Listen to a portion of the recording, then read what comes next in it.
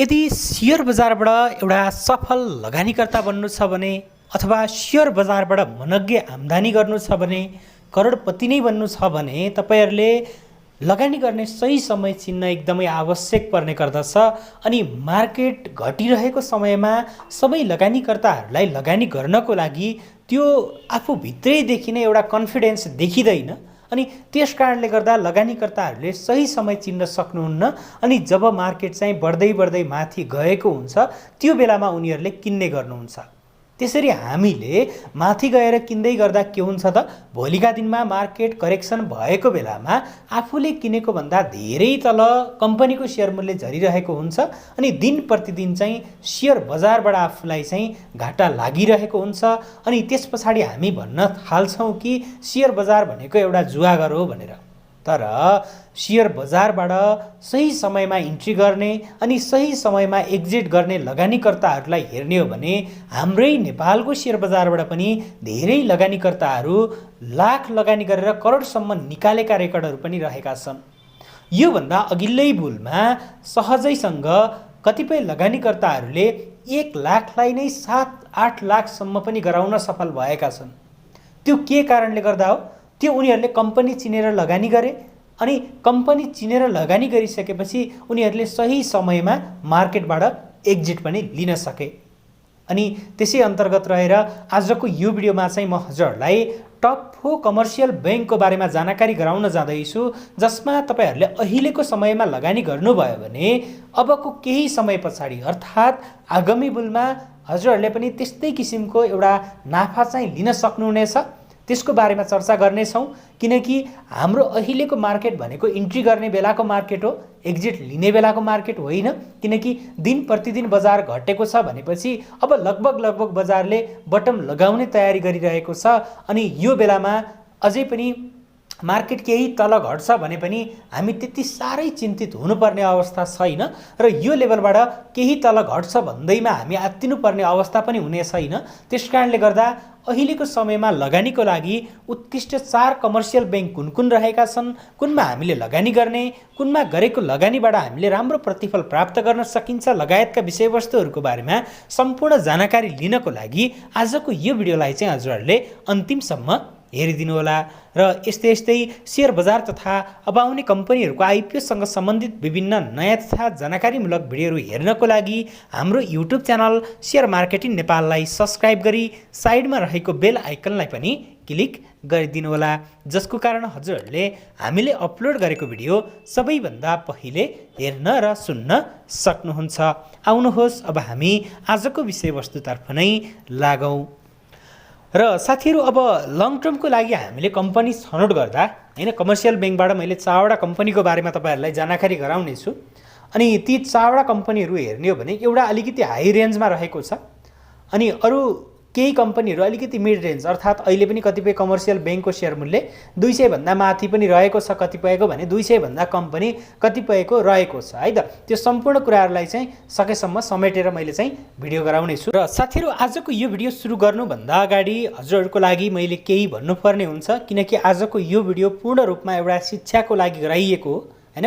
मैले top 4 commercial बैंकको बारेमा तपाईहरुलाई जानकारी दिँदैछु भन्नुको मतलब यी बाहेक अन्य कमर्सियल बैंक नराम्रा छन्, अन्य कम्पनीले लगानीकर्ताहरूलाई लाभांश नै वितरण गर्दैनन्, अन्यको शेयर मूल्य बढ्दैन भन्ने होइन हैन। म आफूलाई चाहिँ केही राम्रो लागेका आगामी बुलमा राम्रो गर्न सक्छन् भन्ने किसिमका कम्पनीहरू मात्रै रहेको हुनाले यसलाई शिक्षामूलक हिसाबले नै तपाईहरुले लिइदिनु होला। अनि यही कुरालाई आधार मानेर चाहिँ तपाईहरुले शेयर खरिद बिक्री चाहिँ नगरिदिनु होला। तपाईहरुले शेयर खरिद बिक्री गर्ने बेलामा आफूले पनि थप अध्ययन गर्नुहोस् अनि आफ्नै विवेक चाहिँ प्रयोग गर्नु होला भन्न चाहन्छु।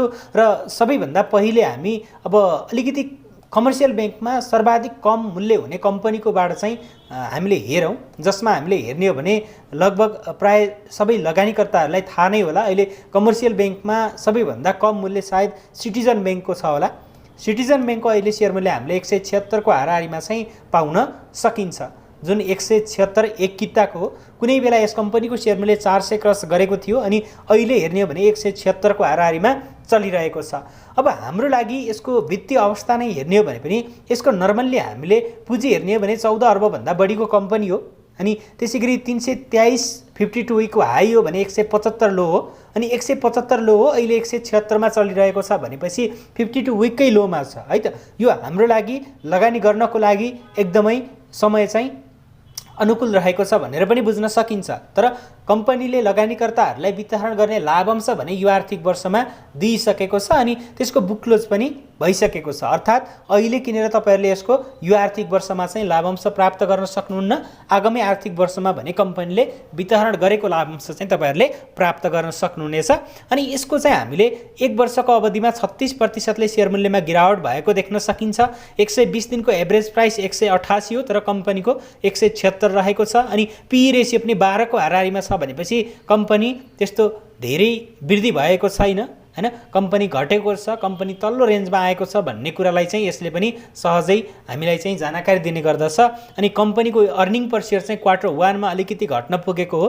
14.12 को हाराहारीमा कम्पनीको क्वार्टर 1 मा चाहिँ हामीले अर्निङ पर सेयर देख्न सकिन्छ। बुक भ्यालु 146.79 रहेको छ कम्पनीको भने प्राइस टु बुक भ्यालु चाहिँ 1.20 रहेको छ, जुन एकदमै राम्रो हो है त। अब यो किसिमको वित्तीय अवस्थालाई चाहिँ कम्पनीले मेन्टेन गर्न सक्छ कि सक्दैन आगामी क्वार्टरमा अथवा यो आर्थिक वर्षको क्वार्टर 4 सम्म पुग्दा भन्ने कुरा चाहिँ त अबको महत्त्वपूर्ण प्रश्न हुन सक्छ। किनकि अब लगभग मार्केटले बटम लगाइसकेपछि मार्केट माथि जाँदै गर्दा कम्पनीको वित्तीय अवस्था नै खराब आयो भने त कम्पनीको सेयर मूल्य के हुन्छ त, बढ्नुको साटो घट्न सुरु हुन्छ, अरूको तुलनामा कम बढ्छ हैन। तर अहिले कम्पनीले लगानीकर्ताहरूलाई के दिएको थियो भने बोनस सेयर दिएको थिएन, क्याश डिभिडेन्ड मात्रै दिएको थियो है त। क्याश डिभिडेन्ड दिएको थियो अनि कम्पनीले चाहिँ अब यो क्याश डिभिडेन्ड दिइसकेपछि कम्पनीको पुँजी बढेन है त। कम्पनीको पुँजी नबढिसकेपछि कम्पनीको धेरै कुराहरूमा चाहिँ हिट गर्छ के, वित्तीय सूचकका धेरै कुराहरूमा हिट गर्छ। तपाईँहरूले हेर्नुहुन्छ भने कम्पनीको पुँजी नबढ्ने बित्तिकै कम्पनीको अर्निङ पर सेयरमा चाहिँ हामीले सुधार भएको देख्न पाउनेवाला छौँ है त। एउटा कुरा त्यहाँ भयो, अर्निङ पर सेयरमा सुधार भइसकेपछि कम्पनीको पी रेसियो के हुने भयो त, कम्पनीको पी रेसियोमा पनि सुधार हुने भयो। अनि त्यसैगरी अर्को कुरा भनेको चाहिँ पुँजी नबढिसकेपछि कम्पनीको बुक भ्यालु पनि हामीले चाहिँ वृद्धि भएको नै देख्न पाउनेवाला छौँ। अनि प्राइस टु बुक भ्यालु लगायतका कुराहरूमा पनि हामीले अझै राम्रो देख्न सक्नेछौँ। अनि ती सम्पूर्ण कुराहरूले गर्दा वित्तीय सूचकहरूमा अब्बल ठहरिनेछ अनि लगानीकर्ताहरूको आकर्षण चाहिँ त्यसपछि कम्पनीतर्फ लाग्नेछ। त्यसकारणले गर्दा यो आर्थिक वर्षमा कम्पनीले लगानीकर्ताहरूलाई 9% क्याश डिभिडेन्ड दिएको छ अनि त्यसको बुक क्लोज पनि भइसकेको छ। तर हामीले यसलाई चाहिँ लङ टर्मको लागि अहिलेको अवस्थामा खरिद गर्छौँ भने त्यस्तो पछुताउनु पर्ने दिन चाहिँ सायदै आउँछ जस्तो मलाई लाग्दैन है त। तपाईँहरूले अब त्यही पनि लगानी गर्ने भन्दा अगाडि आफूले अब सोच विचार पुर्याउनु होला। अनि मेरो विचारमा चाहिँ अब यो कम्पनीको सेयरमा इन्ट्री गर्ने समय चाहिँ सायद अब मेरो विचारमा चाहिँ भएको छ है त। तपाईँहरूले 175-70 हाराहारीतिर प्राप्त गर्न सक्नुहुन्छ यो कम्पनीको सेयरलाई भने तपाईँहरूले चाहिँ मजाले इन्ट्री गर्न सक्नुहुन्छ। अहिले 175 सम्म झरेको रहेछ, यो एरियामा चाहिँ हामीले इन्ट्री गर्न सकिनेछ है त मेरो विचारमा। अब यो एरियाबाट यसको सेयर मूल्य घट्दैन भन्ने त होइन, तर यो लेभलबाट घटेर 150 सम्म आयो भने पनि पर कितामा हामीले 25 रुपियाँको लस त बेहोर्न सकिन्छ नि त हैन। त्यस कारणले गर्दा चाहिँ अब यो कम्पनी आगामी बुलसम्म तपाईँहरूले राख्न सक्नुहुन्छ किनेर भने पक्कै पनि यसले लगानीकर्ताहरूलाई चाहिँ राम्रो रिटर्न चाहिँ दिनेवाला छ। खास गरी बोनस सेयर भन्दा पनि क्यापिटल गेनलाई पनि हामीले अब फोकस गर्नुपर्ने हुन्छ, किनकि हामीले यसरी बियरिस मार्केट भएको छ, अहिले धेरै कम्पनीको सेयर मूल्य चाहिँ तल्लो रेन्जमा चलिरहेको छ। अनि हामीले बोनस सेयरलाई मात्रै आम्दानी सोच्ने होइन के, मार्केट बढ्दै गर्दा कुन कम्पनीको सेयर मूल्य अरूको तुलनामा चाहिँ बढी बढ्ला भन्ने कुरालाई पनि एकदमै मध्यनजर राख्नुपर्ने हुन्छ। किनकि हामीले अहिले लङ टर्मको लागि अर्थात् आगामी बुलसम्मको लागि मात्रै सेयर किन्दैछौँ भने पनि अब आगामी बुलमा कम्पनीले राम्रो बोनस सेयर अहिले दियो तर सेयर मूल्य तुलनात्मक रूपमा बढ्न सकेन, किनकि पुँजीको भार चाहिँ थपिँदै गयो अनि मार्केटमा सप्लाई पनि आउँदै गयो। पुँजीको भार थपिँदै गइसकेपछि कम्पनीको वित्तीय अवस्था पनि त्यति राम्रो देखिएन अनि कम्पनीको सेयर मूल्य अरूको तुलनामा कम बढ्यो भने पनि त त्यो हाम्रो लागि घाटै त हो नि हैन। त्यस कारणले गर्दा चाहिँ क्यापिटल गेन पनि हाम्रो आम्दानी हो। यदि कम्पनी आगामी समयमा राम्रो मूल्य वृद्धि हुन सक्छ भने हामीले बोनस सेयर अथवा क्याश डिभिडेन्डलाई पनि छाडिदिन सक्नुपर्छ। तर कम्पनीले चाहिँ लगानीकर्ताहरूलाई क्याश डिभिडेन्ड दिएको छ भनेपछि पक्कै पनि यसले कम्पनीको हेल्थलाई चाहिँ धेरै हदसम्म हामीले सुधार भएको देख्न पाउनेवाला छौँ। र त्यसै गरी अर्को कम्पनीको रूपमा चाहिँ हामीले हेर्न सकिन्छ माछापुच्छ्रे ब्याङ्क रहेको छ। अब यो माछापुच्छ्रे ब्याङ्कले पनि अहिले एनआइसी एसिया ब्याङ्कको र यसको केस चाहिँ सेम हो हैन। अनि त्यसै गरी लक्ष्मी ब्याङ्कको केस पनि सेम हो। अनि ती कुराहरूले गर्दा यसले अहिले चाहिँ लाभांश वितरण गरेन लगानीकर्ताहरूलाई। अनि यसको सेयर मूल्य हेर्ने हो भने लगभग 200 को हाराहारीमा अहिले चलिरहेको छ। 211.80 मा चाहिँ यसको सेयर मूल्य चाहिँ हामीले देख्न सकिन्छ। अब यो एरिया भनेको यो कम्पनीको लागि अब राम्रै नै हो। यो रेन्जमा यतिको कम्पनी हामीले पाउँछौँ भनेपछि अब यो रेन्जमा किन्न चाहिँ सायदै रिस्क छ जस्तो मलाई लाग्दैन। अब तपाईँहरूले चाहिँ लङ टर्मको लागि किन्दा यो कम्पनीलाई पनि हेर्न चाहिँ सक्नुहुन्छ है त। अब यसको बारेमा चाहिँ मैले तपाईहरुलाई जानकारी दिएँ भने अब इन्ट्रीको लागि कहिले इन्ट्री गर्ने त तपाईहरुले यसमा इन्ट्री गर्नु पर्दाखेरि अब एउटा इन्ट्रीको लेभल भनेको तपाईहरुको लागि सेफ भनेको लगभग 200 को हाराहारीको लेभल हो है त। अनि यसको शेयर मूल्य यो लेभलबाट केही माथि चाहिँ बढ्ने कोसिस गरिरहेको छ हैन। अनि एमएससीडी मा पनि सुधार हुने संकेत देखिएको छ भनेपछि अब एमएससीडी मा बाइ सिग्नल नै आयो भने त कम्पनीको शेयर मूल्य केही हदसम्म माथि नै बढ्ला हैन। होइन भने मार्केटमा आगामी दिनमा करेक्सन आउँछ भने तपाईहरुले चाहिँ करिब 195 अथवा 200 सम्मको रेन्जमा चाहिँ पाउनुहुन्छ भने त्यो एरियामा इन्ट्री गर्दा चाहिँ तपाईहरुलाई लङ टर्मको लागि कुनै पनि समस्या हुन्छ जस्तो चाहिँ मलाई लाग्दैन। बाँकी कुरा चाहिँ तपाईहरुको आफ्नै हातमा रहनेछ। अनि कम्पनीको पुँजी हेर्ने हो भने 10 अर्ब पुँजी भएको कम्पनी हो। मार्केट प्राइस 211 छ अहिले हैन। अनि त्यसैगरी कम्पनीको अर्निङ पर शेयर 17.59 देख्न सकिन्छ हैन। अनि त्यसैगरी पी रेशियो पनि 12 छ, एकदमै राम्रो ठाउँमा रहेको छ। बुक भ्यालु 149.85 रहेको छ भने अनि प्राइस बुक भ्यालु पनि 1.41 जुन राम्रै नै हो। अनि 77-78 मा 13.30% चाहिँ बोनस शेयर वितरण गरेको कम्पनीले अहिले चाहिँ लगानीकर्ताहरूलाई चाहिँ डिभिडेन्ड वितरण नगर्ने भएको छ। अब एनआइसी एसिया ब्याङ्कले अघिल्लो आर्थिक वर्षमा लगानीकर्ताहरूलाई एक आर्थिक वर्षमा डिभिडेन्ड वितरण नगर्दै गर्दा कम्पनीको धेरै कुराहरूमा हामीले सकारात्मक सुधार भएको देख्न पाइएको थियो। अनि कम्पनीले यो आर्थिक वर्षमा पनि अब डिभिडेन्ड वितरण गर्ने छैन। अनि त्यसैगरी यो माछापुच्छ्रे ब्याङ्कले पनि डिभिडेन्ड वितरण चाहिँ नगर्ने भएको छ। अब त्यसकारणले गर्दा यो कम्पनीको पनि हामीले चाहिँ अब वित्तीय अवस्थामा राम्रै नै सुधार भएको देख्न सकिनेछ। हामीले विदेशी स्टक मार्केटमा हेर्ने हो भने कम्पनीहरूले डिभिडेन्ड दिएका हुँदैनन्, तर कम्पनीहरूको शेयर मूल्य भने कैयौँ गुणा बढेको देखिन्छ। तर हाम्रोमा भने जुन कम्पनीले बोनस शेयर दियो त्यसैलाई चाहिँ हामीले प्राथमिकता दिने गरिन्छ। अनि अब कम्पनीको पुँजी बढेको लगायतका कुराहरू वित्तीय अवस्थामा चाहिँ गिरावट हुँदै गएको हामीले देखिँदैन, तर बोनस मात्रै दिएको देखिन्छ। अब त्यसकारणले गर्दा अब समय बिस्तारै चेन्ज हुँदैछ। लगानीकर्ताहरूले क्याश डिभिडेन्डलाई पनि एक्सेप्ट गर्दैछन् हैन। बिस्तारै चाहिँ बुझ्न टाइम लाग्छ। तपाईले वारेन बफेटकै कम्पनी हेर्नुहुन्छ भने पनि त्यसले बोनस शेयर अथवा डिभिडेन्ड चाहिँ कमै दिने गर्दछ, तर त्यसको शेयर मूल्य हेर्नुभयो भने तपाई आफै नै छक्क पर्नु हुनेछ नि। त्यसकारणले गर्दा अब सबै कम्पनीमा हामीले सधैँ नै बोनस शेयर सधैँ नै डिभिडेन्ड खोजेर हुँदैन। हाम्रै स्टक मार्केटमा पनि विशाल बजार त्यसैगरी आरबीसीएल लगायतका कम्पनी छन् त जसको शेयर मूल्य माथि छ, तर लगानीकर्ताहरूले बोनस शेयर चाहिँ प्राप्त गरेका छैनन् है त। त्यसकारणले गर्दा सबै कम्पनी सधैँ बोनस शेयर दिनुपर्छ, दिनै पर्छ, लगानीकर्ताहरूलाई चाहिँ बाँड्नै पर्छ भन्ने चाहिँ हुँदैन हैन। त्यो कम्पलसरी छैन। अनि कम्पनीहरूले दिँदैनन् 1-2 आर्थिक वर्षमा भने पनि अब तिनीहरूको रिजर्भमै बस्छ, कम्पनी झन स्ट्रङ हुन्छ, कम्पनीको हेल्थ राम्रो हुन्छ।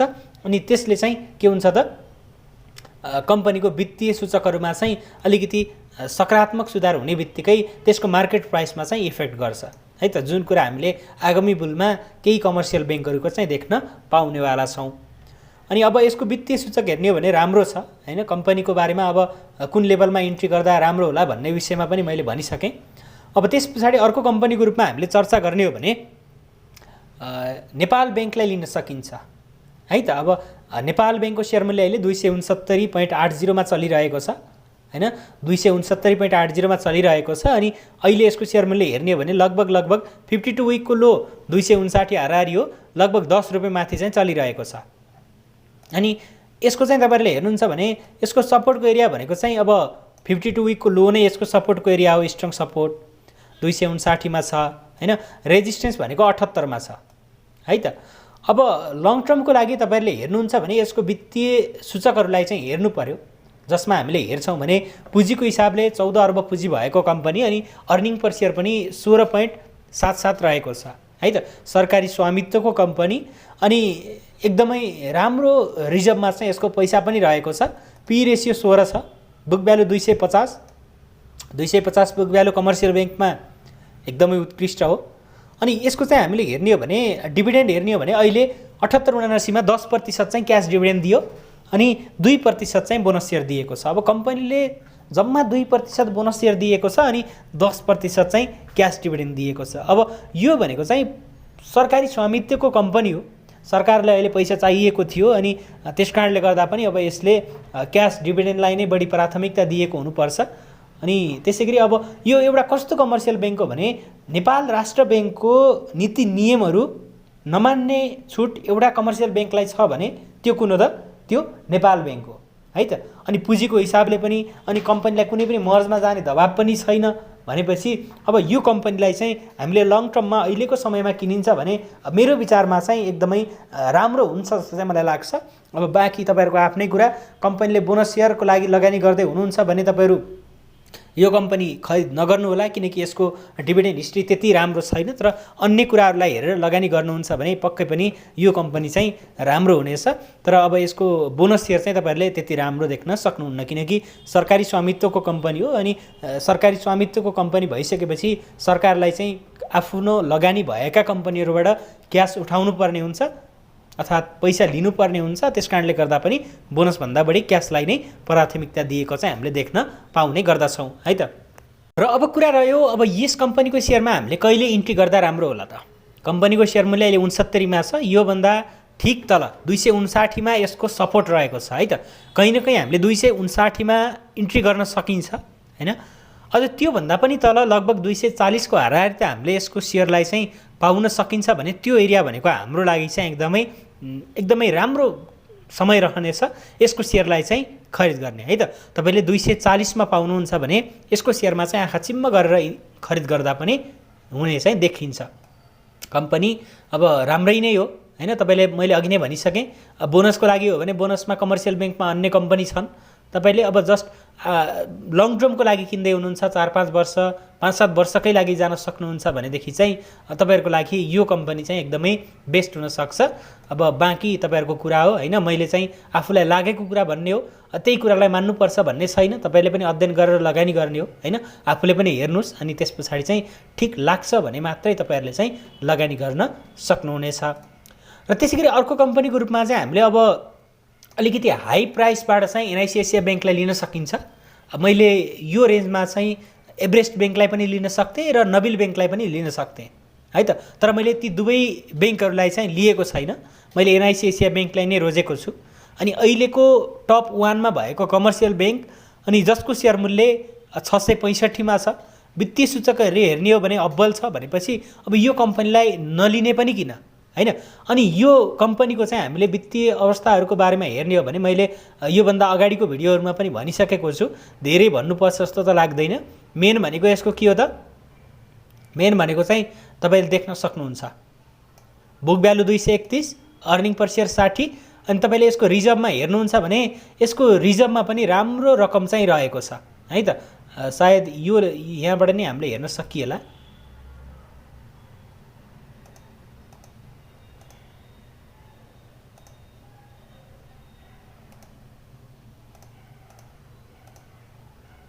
ल हेर्नुहोस्, यो एरियाबाट हेर्ने हो भने यसको पेड अप क्यापिटल चाहिँ 0% अर्थात् बढेको छैन हैन। अनि रिटेन अर्निङ बढेको छ, रिजर्भ 33.55% बढेको छ क्वार्टर 1 को रिपोर्टमा। हामीले धेरै कुराहरूमा पोजिटिभ देख्न सक्छौँ के हैन, धेरै कुराहरूमा पोजिटिभ देख्न सक्छौँ। एउटा कुरा एनपिएल हल्का बढेको छ हैन, यो यसमा मात्रै होइन अन्य कम्पनीमा पनि यो समस्या रहेको छ हैन। अनि अर्निङ पर सेयर 48% को वृद्धि छ, बुक भ्यालु 21.98% को वृद्धि छ। अनि यो बुक भ्यालु र इपिएस त अब यो आर्थिक वर्षमा पनि कम्पनीले डिभिडेन्ड वितरण नगर्ने अथवा बोनस सेयर वितरण नगर्ने भइसकेपछि अब त्यो अर्निङ पर सेयर र बुक भ्यालु चाहिँ अझै बढेको हामीले देख्न पाइनेवाला छ। अनि त्यस कारणले गर्दा पनि अब हामीले कम्पनीको वित्तीय अवस्था, कम्पनीको हेल्थ, कम्पनीको रिजर्भमा भएको पैसा लगायतका कुराहरूलाई हेर्ने हो भने अब मेरो लागि चाहिँ मेरो आफ्नो सोचाइअनुसार चाहिँ नबिल ब्याङ्कभन्दा चाहिँ फार बेटर देखिएको छु है। किनकि नबिल ब्याङ्कको अहिलेको मूल्य हेर्ने हो भने नबिल ब्याङ्कको भन्दा धेरै कम यसको रहेको छ सेयर मूल्य नै तुलना गर्ने हो भने नोबेल ब्याङ्कभन्दा धेरै कम रहेको छ। अनि त्यसै गरी हामीले चाहिँ आगामी दिनमा हेर्ने हो भने नोबेल ब्याङ्कभन्दा वित्तीय अवस्थाहरूमा चाहिँ हेर्ने हो भने एकदमै उत्कृष्ट देखिएको हुनाले कुनै न कुनै बेला नोबेल ब्याङ्कलाई चाहिँ यसले उछिनेर त्यो नोबेल ब्याङ्कको जुन एउटा ताज रहेको छ कमर्सियल ब्याङ्कमा सर्वाधिक मूल्य भएको कम्पनीको रूपमा, त्यो ताज चाहिँ छिट्टै नै यसले खोज्नेवाला पनि छ भनेर चाहिँ बुझ्न सकिन्छ। किनकि यतिको वित्तीय अवस्था भएको कम्पनी अहिले मार्केट घट्दो क्रममा छ हैन, घट्दो क्रममा राम्रा लगायत नराम्रा कम्पनीको सेयर मूल्य घटिरहेको हुन्छ, तर बढ्दो क्रममा चाहिँ पक्कै पनि त्यो नोबेल ब्याङ्कको ताज चाहिँ यो पटक एनआइसी एसिया ब्याङ्कले चाहिँ खोज्नेवाला छ है त। त्यो कुरा चाहिँ हामीले सहजै बुझ्न सकिन्छ, किनकि अब कम्पनीले पुँजी थप्दै गएको छ अनि त्यो पुँजी थपिएको पुँजी मार्केटमा नै आउने हो हैन। कम्पनीले 18% पुँजी यो आर्थिक वर्षमा पनि थप्दैछ भनेपछि 22 अर्बको 18% धेरै हुन्छ नि त हैन। त्यो पुँजी मार्केटमा नै आउने हो, होला सबै मार्केटमा नआउला तर मार्केटमा पनि त आउँछ केही प्रतिशत। र त्यसै गरी अब यो कम्पनीको सेयर हेर्ने हो भने अब धेरैजना साथीहरू यो कम्पनीसँग अलिकति रुष्ट पनि हुनुहुन्छ हैन, अनि यो कम्पनीको प्रोमोटरहरूसँग पनि अलिकति रुष्ट हुनुहुन्छ जस्तो लाग्यो। किनकि मैले यसको बारेमा योभन्दा अगाडि पनि भिडियो गराएको थिएँ, त्यसमा पनि धेरैजना साथीहरूले अब दुध नदिने गाई थारो गाई किन पाल्नु भन्ने किसिमका कुराहरू गर्नुभएको थियो हैन।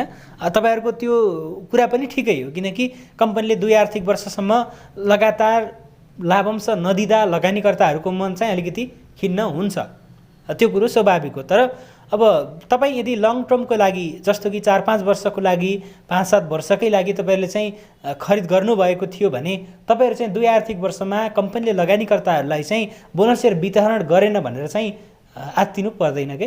को आत्तिनु पर्छ त? जो 2-4 महिनाको लागि किन्नु भएको थियो अथवा बोनसको लागि मात्रै सेयर किन्नु भएको थियो भने तपाईहरू आत्तिनु पर्छ। तर जो लङ टर्मको लागि भनेर किनेको छ नि त्यो पक्कै पनि आत्तिदैन के। अनि जो स्टक मार्केटको बारेमा राम्रोसँग बुझेको मान्छे छ नि त्यो मान्छे पनि आत्तिदैन है त। त्यसकारणले गर्दा यदि कतिपय अवस्थामा कम्पनीले बोनस सेयर वितरण गर्नुभन्दा नगर्नु नै राम्रो हुन्छ भने त्यसले लगानीकर्ताहरूलाई कुनै पनि असर गर्दैन के। किनकि हाम्रो आम्दानी हाम्रो कमाई भनेको बोनस सेयर मात्रै होइन हैन। आगामी बुलमा कम्पनीको सेयर मूल्य अब माथि पुग्छ भने त्यो कम्पनीको वित्तीय अवस्था कस्तो छ भन्ने कुरा पनि महत्त्वपूर्ण हुन्छ के। कम्पनीको अर्निङ पर सेयर 10 छ अनि कम्पनीको सेयर मूल्य हामीले 1500 पुग्छ भनेर चाहिँ भएन नि त। तर कम्पनीको अर्निङ पर सेयर 60 छ, कम्पनी 1500 इजिली कट्छ है आगामी बुलमा भन्न त ठाउँ छ नि। किनकि 60 रुपियाँ कमाउने कम्पनीको सेयर मूल्य हामीले अहिले हेर्ने हो भने 3800-3000 छ हैन। तर अब यो कम्पनीले 60 कमाएर दिन्छ भनेपछि यो कमर्सियल ब्याङ्कको 3800 त पुग्दैन किनकि पुँजी ठुलो हुने भयो, तर 1500 पुग्छ भन्न त सजिलै सकिन्छ नि त हामीले। त्यसकारणले गर्दा पनि अब कतिपय अवस्थामा हामीले यदि लङ टर्मको लागि लगानी नै गरेका छौँ भने बोनस सेयर नखाएर भए पनि हामीले कम्पनीलाई चाहिँ होल्ड नै गरेर बस्नुपर्छ। अनि कम्पनी लङ टर्मको लागि चाहिँ अहिलेको समयमा किन्दा मेरो विचारमा चाहिँ अब यो लङ टर्मको लागि नै किन्ने समय हो जस्तो लाग्छ। अब त्यो कुरा चाहिँ आगामी बुलमा देख्न पाइनेछ हैन। अब सबै कुरामा म नै सही हुन्छु भन्ने छैन हैन। अब धेरै साथीहरूको सोचाइ के छ भने कम्पाउन्डिङको मद्दतले सेयर कित्ता बढ्दै जान्छ भन्ने पनि हुनसक्छ। हो ठिक छ, कम्पाउन्डिङको मद्दतले सेयर कित्ता बढ्दै जान्छ, तर कम्पनीको पुँजी बढ्दै जाँदा तपाईँको सेयर 100 कित्ताबाट बढेर 120 कित्ता अथवा 200 कित्ता हुँदै जाँदा तपाईँले सुरुमा जुन कम्पनीको सेयर किन्नु भएको थियो त्यसको अर्निङ पर सेयर घटेको छ, त्यसको वित्तीय अवस्था घटेको छ। अनि प्रत्येक आर्थिक वर्षमा बोनस दिँदै गर्दा त्यसको सेयर मूल्य घटेको चाहिँ तपाईँहरूले देख्नुहुन्न, त्यसको अर्निङ पर सेयर घटेको तपाईँहरूले देख्नुहुन्न हैन। अनि सबै कुरामा कम्पाउन्डिङ हेरेर मात्रै पनि त भएन नि। कम्पनीले पुँजी विस्तार गरे पनि आफ्नो इपिएस डिपिएस लगायतका कुराहरूलाई चाहिँ मेन्टेन गर्न सक्छ भने त्यस्तो कम्पनीमा मजाले बोनस खाने हो। अहिले पनि माइक्रो फाइनेन्स कम्पनीमा हामीले धेरै माइक्रो फाइनेन्स कम्पनीहरूको बोनस खान सक्छौँ, कमर्सियल ब्याङ्कमा पनि नखाने भन्ने होइन। तर धेरै पुँजी थपिँदै गइसकेपछि भोलिका दिनहरूमा कम्पनीलाई चाहिँ आफ्नो इपिएस डिपिएस लगायतका कुराहरूमा चाहिँ मेन्टेन गर्न गाह्रो हुन्छ। अनि पुँजी बढ्दै गइसकेपछि जुन अहिलेको समयमा सेयर मूल्य छ, अहिलेको समयमा जुन सेयर मूल्य छ त्यो सेयर मूल्य चाहिँ आगामी समयमा त्यस कम्पनीको बुलिसमा पनि नपुग्न पनि सक्छ के। अब धेरै विषयवस्तुको बारेमा मैले यहाँनिर कुराकानी गरिनँ किनकि मैले यो विषयवस्तुमा योभन्दा अगाडि नै धेरै कुरा भनिसकेको छु भनेपछि यो भिडियोमा धेरै भन्नुपर्छ जस्तो लाग्दैन। अनि यो भनेको चाहिँ के हो त, अब मेरो आफ्नो विचारमा लागेको कुरा मात्रै हो। यी बाहेक अन्य कम्पनी नराम्रा छन् भन्न खोजेको होइन। यी बाहेक तपाईँहरूले चाहिँ स्ट्यान्डर्ड चार्टर्ड ब्याङ्क नै रोज्नुहुन्छ भने पनि राम्रै हो, कम्पनी राम्रो छ हैन। त्यसै गरी एसबिएल पनि राम्रो छ, त्यसै गरी हिमालयन ब्याङ्क पनि राम्रै कम्पनी हो हैन। सानिमा ब्याङ्क पनि राम्रै छ कम्पनी। लगभग सबै कमर्सियल ब्याङ्कहरू राम्रा छन्, केही एक दुईवटालाई छोडेर। तर त्यसमध्येमा पनि अलिकति बेस्ट अथवा आगामी बुलमा चाहिँ राम्रो पर्फर्मेन्स दिन सक्ने कम्पनीको रूपमा चाहिँ मैले यसलाई चाहिँ लिएको छु हैन। यी कम्पनीहरूलाई लिएको छु। अनि तपाईँहरूको चाहिँ आफ्नो टप 4 कम्पनी के रहेको छ त्यो चाहिँ तपाईँहरूले कमेन्टमा बताउनु होला हैन। मैले सबैजनाले लगानी गरेको कम्पनीहरूलाई चाहिँ राम्रै नै रूपमा हेर्नेछु। सबैको आफ्नै तरिकाले चाहिँ लगानी गरिएको हुन्छ। अनि मलाई चाहिँ कहीँ न कहीँ यी कम्पनीहरू चाहिँ अलिकति राम्रो पर्फर्मेन्स गर्न सक्छन् कि आगामी बुलमा भन्ने जस्तो चाहिँ लागेको हुनाले हजुरहरूमा चाहिँ मैले सेयर गरेको हुँ। अब यसलाई चाहिँ अन्यथा नगराइदिनु होला है त। मैले यो भिडियोमा यी कम्पनीहरूको सेयर मूल्य अथवा यी कम्पनीहरूको बारेमा चाहिँ भनेको हुँदा अन्य कम्पनीको सेयर मूल्य बढ्दै नबढ्ने अथवा बढ्दै बढ्दैन भन्ने पनि होइन। अरू कम्पनीले डिभिडेन्ड दिने कम्पनी नराम्रो हुन् भन्न खोजेको पनि होइन हैन। त्यस कारणले गर्दा अब यसलाई चाहिँ एउटा शिक्षामूलक हिसाबले नै बुझिदिनु हुनेछ भन्ने चाहिँ एउटा अपेक्षा लिन चाहन्छु। र यति भन्दै आजको लागि भिडियो यति नै रहेको छ। आजको भिडियो हजुरहरूलाई कस्तो लाग्यो, जस्तो लाग्यो त्यस्तै प्रतिक्रिया दिन नभुल्नुहोला। र आगामी दिनमा अझै यस्तै सेयर बजारसँग सम्बन्धित विभिन्न नयाँ तथा जानकारीमूलक भिडियोहरू हेर्नको लागि हाम्रो च्यानललाई सब्स्क्राइब गरी साइडमा रहेको बेल आइकनलाई पनि क्लिक गरिदिनु होला, जसको कारण हजुरहरूले हामीले अपलोड गरेको भिडियो सबैभन्दा पहिले हेर्न र सुन्न सक्नुहुन्छ। धन्यवाद।